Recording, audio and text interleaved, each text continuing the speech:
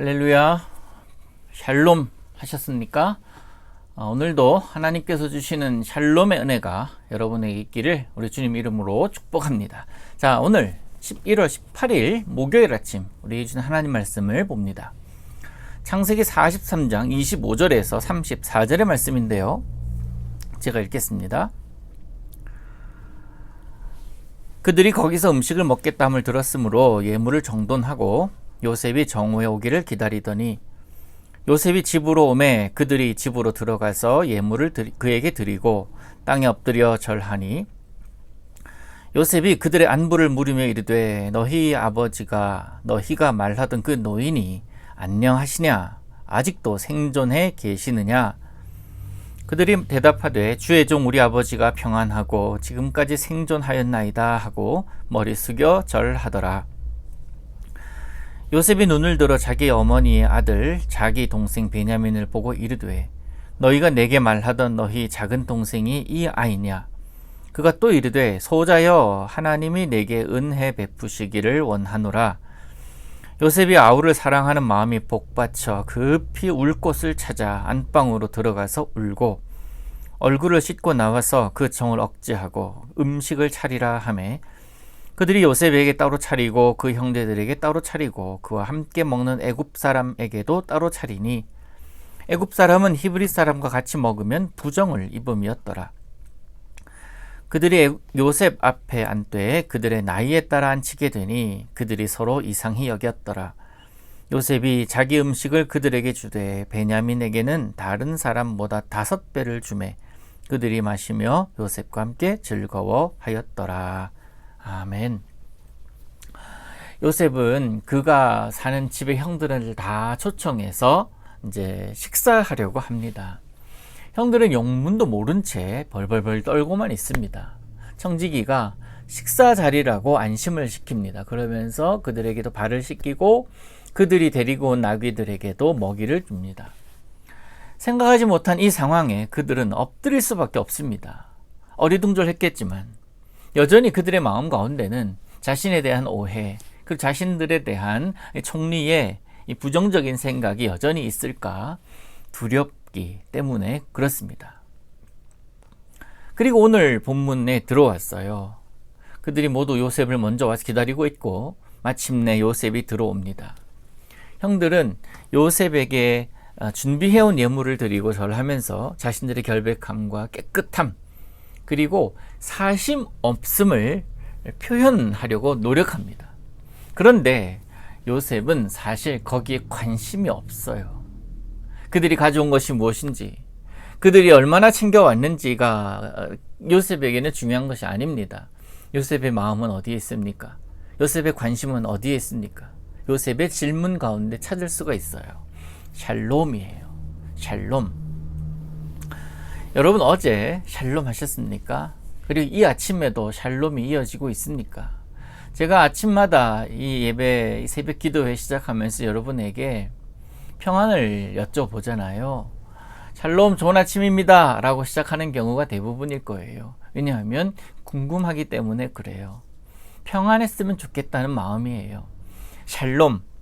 이 요셉에게는 이 샬롬이 굉장히 중요했고 그 샬롬이 우리 아버지에게도 있는지 묻기를 시작합니다. 너희들이 말했던 그분, 그 어르신이 지금도 살아 계시냐? 지금도 샬롬하고 계시냐? 라는 질문이에요. 샬롬하고 계십니다 라고 형들이 대답을 합니다. 마음이 얼마나 감격스러웠을까요? 또 같이 온 동생 베냐민을 보게 되죠. 목이 메입니다.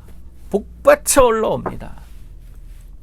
그도 그럴 것이 10수년, 20년 떨어져서 살던 동생을 그렇게 보게 되었는데 얼마나 보고 싶었겠습니까? 그 동생이 눈앞에 있습니다. 그 아이가 베냐민인지 확인합니다.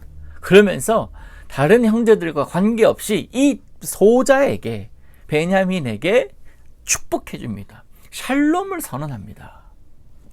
소자여, 하나님이 내게 은혜 베푸시기를 원하노라. 마음이 폭받쳐 올라와서 그 자리에 있지를 못해요. 여러분, 베냐민은 자신에게 이렇게 축복해주는 이가 누군지도 모른 채, 또 어떤 영문인지도 모른 채 그냥 있는 사람이에요. 근데 그 축복이 베냐민에게 임하거든요. 여러분, 믿음의 사람의 가지고 있는 특권이 이런 것 아니겠습니까? 축복해줄 수 있는 권리. 저도 우리 아이들을 향해서 자기 전에 그리고 볼 때마다 또 축복해주고 위로해주고 안아주기도 하고 또 노력합니다만은, 아버지로서 어머니로서 또 믿음의 사람으로서 세상을 향하여 또 우리 주변에 있는 사람들을 향하여 축복해주는 권한, 주님께서 주신 것이기 때문에 그 권한을 잘 활용하셔야 됩니다. 우리 사는 세상을 바라보면서 많은 사람들은 불평합니다. 또 원망합니다. 저주하기도 합니다. 심지어 우리 나라를 헬이라고도 이야기를 해요. 헬조선이라고 이야기합니다. 그만큼 사회가 내 마음에 들지 않는다라는 거예요. 불공평하다라는 겁니다. 정의롭지 못하다는 거예요. 누구 기준에? 자기가 생각한 기준에. 그렇습니다. 그렇다고 해서 그것이 틀렸다, 옳다, 이 여부를 지금 판단하고자 하는 것은 아니고요. 우리도 이런 상황에 함께 동조하는 자가 아닌, 그래서 어떻게 해야 되냐? 그냥 헬로 살아야 되냐? 아니야. 우리 사는 이 땅 축복해야지 하면서 내가 주님의 이름으로 내가 사는 곳, 그것을 향해서 축복하고, 교회를 축복하고, 가정을 축복하고, 직장을 축복하고, 그리고 우리 자녀들이 서 있는 그것을 축복해야 되지 않겠냐 말이에요. 요셉이 그 축복의 마음, 그리고 샬롬의 마음이 그에게 있었기에 베냐민을 보면서 축복해주고 샬롬을 전해주고 있는 것 아니겠습니까? 오늘을 살 때 여러분들도 여러분이 있는 그곳에서 마음껏 축복하시기를 바랍니다. 주님의 샬롬과 은혜가 먼저 여러분에게 있기를 저는 여러분을 먼저 축복합니다. 그 샬롬, 주께서 주신 샬롬, 오늘 아침에 말씀을 묵상하고 그리고 기도하다가 얻게 된 하나님의 크신 샬롬을 여러분만 소유하지 않고 흘려보내시기를 바라요. 이 아침에 제가 여러분을 축복했으니 여러분이 그 축복을 다 누리시고 또 누군가에게 또 여러분의 삶의 자리에 그 축복을 전해주는 그런 통로로 사시기를 원합니다. 베냐민을 직접 보았습니다. 또 아버지에 대한 그리움이 동시에 겹치면서 그는 눈물을 터뜨리기 시작합니다. 급히 자리를 피해요. 요셉이 이와 같이 형제들 앞에서 자신의 감정을 억제하는 데는 분명한 이유가 있습니다. 44장, 45장에서 계속 이어지지만 형들이 자신을 버린 데에 대한 뉘우침이 진심인지 몇 가지 테스트를 하거든요. 그렇기 때문에 자기의 지금 눈물, 감정이 북받쳐 오르는 것을 들켜서는 안 돼요. 그래서 확 도망가잖아요. 그 지금 눈앞에 보이고 있는 형제의 애가 진실함인지 온전함인지를 보기 위하여, 그리고 그들로 하여금 하나님 앞에서 참된 회개를 이끌어서 진정한 용서와 온전한 화해를 이루기 위함, 그것이 바로 요셉의 마음 가운데 있었던 것입니다. 좀 진정이 됐습니다. 요셉이 다시 돌아옵니다. 이런 이유로 아직까지 형님들이라고 얘기하지 않아요. 아직까지 자신을 요셉이라고 밝힐 수가 없습니다. 그래서 음식도 다 따로 먹습니다. 그런데 30번절을 보니까 희한한 일이 일어나요. 앉으십시오. 자, 자리에 앉으십시오라고 하면 그냥 적당한 자리에 앉으면 되는데 형제들을 식탁에 나 있은 대로 배치를 하고 있는 거예요. 당연히 이상하게 생각을 했을 것입니다. 형제들이. 그들이 자신들이 태어난 순서를 말한 적도 없고 첫째부터 막내까지 이렇게 쭉 이렇게 서 있다고 성경은 기록하고 있지도 않습니다. 이름표를 붙여놓고서 그 첫 번째 누구, 두 번째 누구, 나는 세 번째, 네 번째 이렇게 적혀 있지도 않은 상황이에요. 그런데 희한한 일이 벌어지고 있는 거예요. 나이를 알 수 없는 게 분명한데 그가 알고 있는 듯 자리 배치를 하고 있기 때문에 그렇습니다. 여러분, 힌트예요. 요셉은 자신의 정체를 서서히 조금씩 드러내고 있어요. 그런데 형제들은 상상하지도 못합니다. 재미지 않습니까? 이게 하나님의 섭리예요. 이게 우리를 향한 하나님의 계획입니다. 우리를 향한 하나님의 모습도 똑같습니다. 하나님은 이 하나님의 계획을 아주 조금씩 열어주십니다. 조금씩 열어서 우리에게 보여주시고, 확 보여주셨다가 또 확 닫기도 하시는 그런 하나님이십니다. 재밌는 하나님이세요. 말씀 속에 분명히 말씀하셨어요. 그런데 깨닫는 자는 깨닫고, 무슨 말이야 라고 하는 자들은 여전히 무슨 말이야 하면서 살아가는 것이 우리예요. 생각 속의 지혜를 통해서 말씀해 주시지만 우리는 그것을 캐치하지 못하고 흘러보낼 때가 너무나 많다라는 겁니다. 그러나 지혜로운 자는 알아요.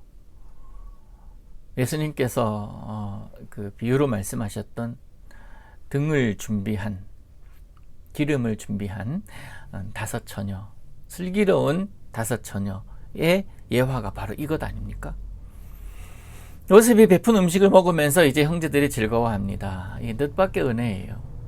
요셉이 베푸는 잔치, 이 식탁에 그들이 앉아서 같이 먹을 것이라고 상상이나 했겠습니까? 상상도 못하는 일 아닙니까? 이 잔치는요, 그래서 앞으로 엄청난 감격과 엄청난 은혜가 있는 그 상황의 전초전일 뿐이다라는 거예요. 사실 살다 보면 은혜를 기억하고 그 은혜를 은혜로 되갚는 것이 이치이지만, 은혜를 잊는 자들이 너무나 많고, 심지어 은혜를 잊음을 뿐만 아니라 은혜를 원수로 갚는 그런 경우도 종종 보곤 하지 않습니까? 그런데 요셉은 은혜를 자기 사실 은혜 받은 것도 하나도 없지만 은혜로 갚고 있어요. 지금 앞에 있는 형제들이 원수 같은 자들 아닙니까? 자신을 얼마나 억울하게 만들었고, 얼마나 울게 만들었고, 얼마나 힘들게 만들었습니까? 또 그때 울분을 토해낼 수 있는 그런 상황이지만 요셉은 선으로 그것을 다 덮고 있습니다. 오늘 살아가는 그리스도인의 모습이어야 할 줄로 믿습니다. 우리는 지혜가 부족하고 또 지혜가 없다고 해도 과언이 아니에요. 지혜는 하나님이시기 때문에 그렇습니다. 그러니까 우리가 하나님을 의지하는 것이고 하나님을 붙드는 것 아닙니까? 우리는 살아가면서 하나님의 뜻을 다 알 수가 없어요. 그러나 우리는 그 지혜 안에 머물러야 합니다. 하나님은 여전히 우리를 통해서 하나님의 살아계심, 하나님의 일하심, 전능하심을 드러내기를 원하십니다.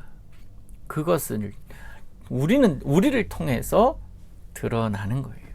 그 하나님의 존귀하심이 여러분을 통해서 오늘 드러나게 될 줄로 믿습니다. 오늘도 하나님은 우리들의 하나님이 되어주십니다. 그리고 우리를 향한 계획 가지고 계셔요. 4가지 원리 4영리에서 제1원리를 여러분 기억하시죠? 꼭 기억을 하시고 오늘 사십시오. 뭡니까? 하나님은 당신을 사랑하시며 당신을 위한 놀라운 계획을 가지고 계십니다. 그분이 우리 하나님이십니다.